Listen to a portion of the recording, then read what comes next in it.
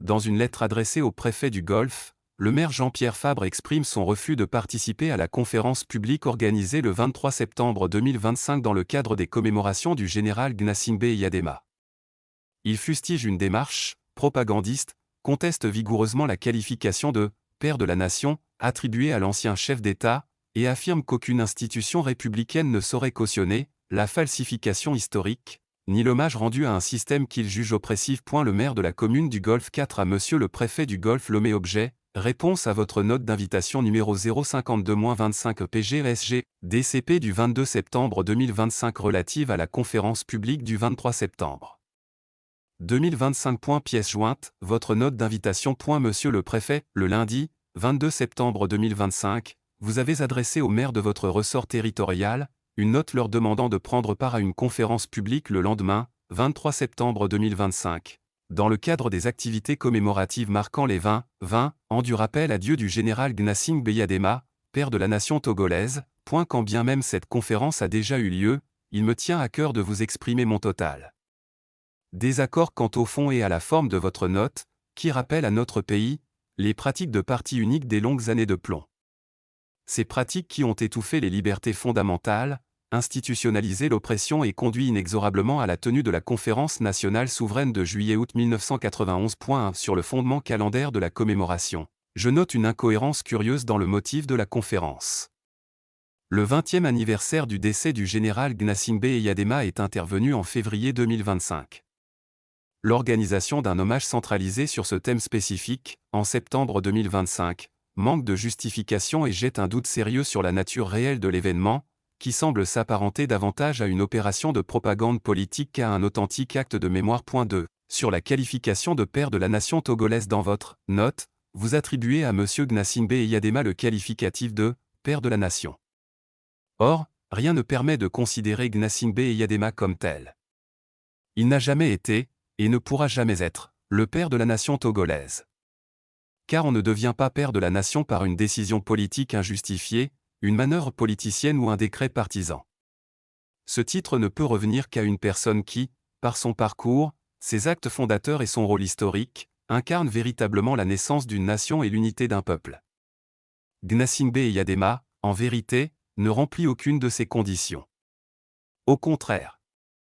Et les Togolais et le monde entier connaissent la personne à qui revient incontestablement ce titre. L'acharnement cynique du système RPT et unir à vouloir imposer en dépit du bon sens, ce qualificatif de père de la nation à Gnassingbé Eyadema, n'est rien d'autre que l'illustration parfaite de ce que la Conférence des évêques du Togo, CET, dans son message du 26 mai 2025, a dénoncé comme un « entêtement à faire croire au peuple le contraire du vrai », expression qui rejoint une autre préoccupation de la même Conférence des évêques du Togo qui, dans un communiqué de presse rendu public à l'issue de sa session du 10 au 13 juin 2025, dénonce la culture du mensonge et de la désinformation, qui compromet l'aspiration au vivre ensemble harmonieux.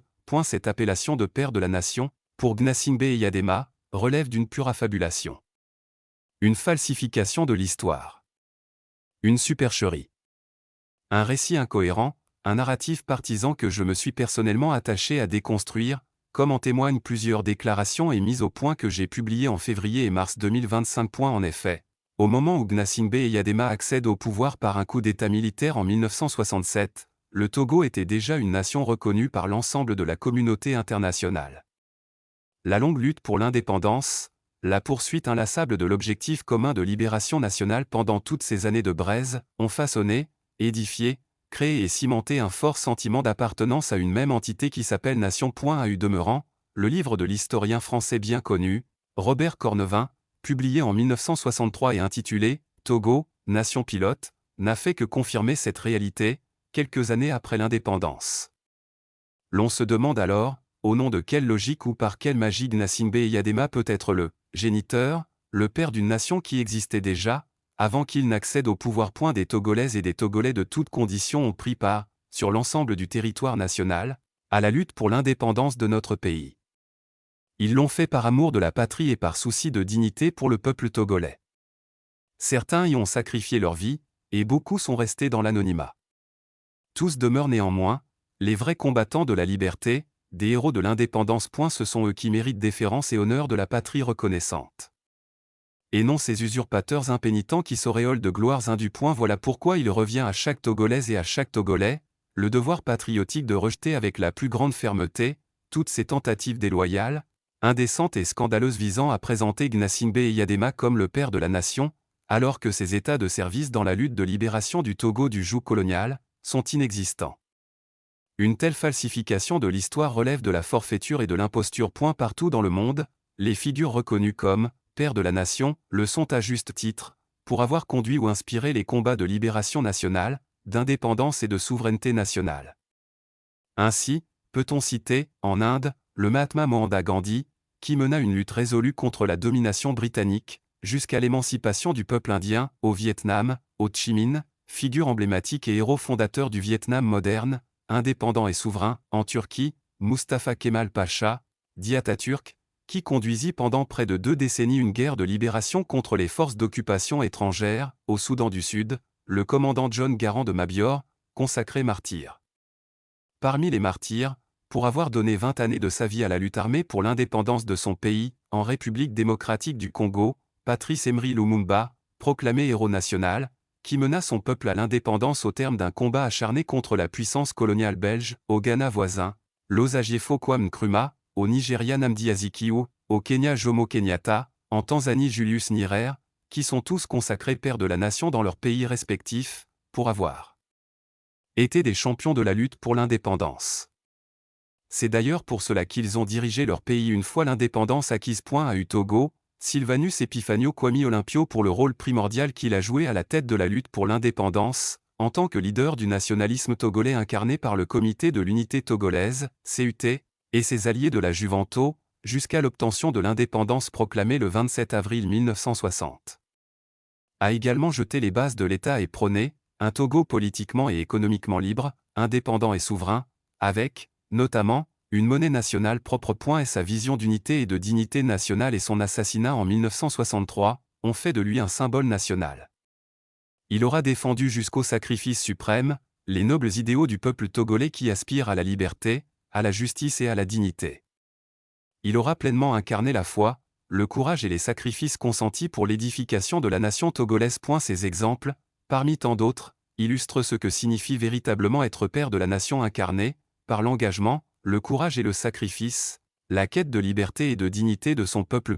À quel moment de la lutte pour l'indépendance du Togo, notamment, de 1946 à 1958, Gnassingbé Eyadema s'est-il illustré en incarnant la quête de liberté et de dignité du peuple togolais? Aucun. La mémoire collective n'en retient aucun.